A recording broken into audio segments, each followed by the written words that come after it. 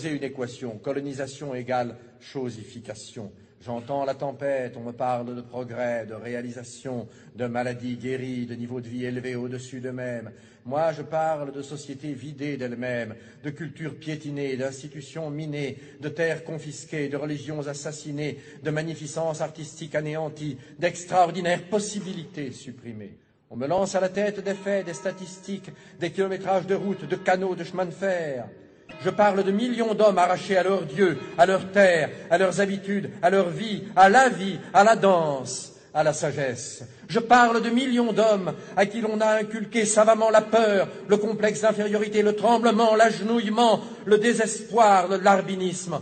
On m'en donne plein la vue de tonnages de coton ou de cacao exportés, d'hectares d'oliviers ou de vignes plantées. Moi, je parle d'économie naturelle, d'économie harmonieuse et viable, d'économie à la mesure de l'homme indigène, désorganisée, de culture vivrière détruite, de sous-alimentation installée, de développement agricole orienté selon le seul bénéfice des métropoles, de rafles de produits, de rafles de matières premières. On me targue d'abus supprimés.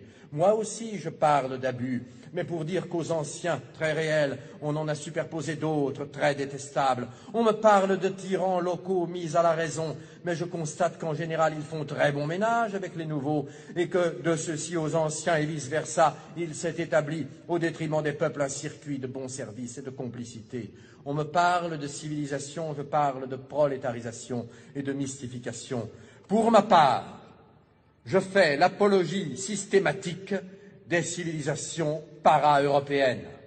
Chaque jour qui passe, chaque déni de justice, chaque matraquage policier, chaque réclamation ouvrière noyée dans le sang, chaque scandale étouffé, chaque expédition punitive, chaque quart de CRS, chaque policier, chaque milicien nous fait sentir le prix de nos vieilles sociétés. C'étaient des sociétés communautaires, jamais de tous pour quelques-uns. C'étaient des sociétés pas seulement antécapitalistes, comme on l'a dit, mais aussi anticapitalistes. C'étaient des sociétés démocratiques toujours. C'étaient des sociétés coopératives, des sociétés fraternelles.